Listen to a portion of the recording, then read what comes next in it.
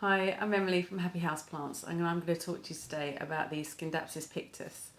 They are every plant lover's favourites, really. They're just beautiful. They've all got these amazing variegation. They give your house a real jungle vibe.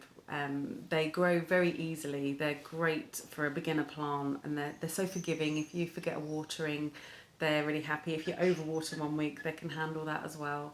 And as well as the watering being really easy, they can handle a low light spot. So if you've got an area in your house you're not sure what to do, these are perfect. They really love a bit of low light. They thrive. They're prolific growers. They will trail, they'll grow along a shelf, or they'll grow up a pole or up along a wall if you want that look.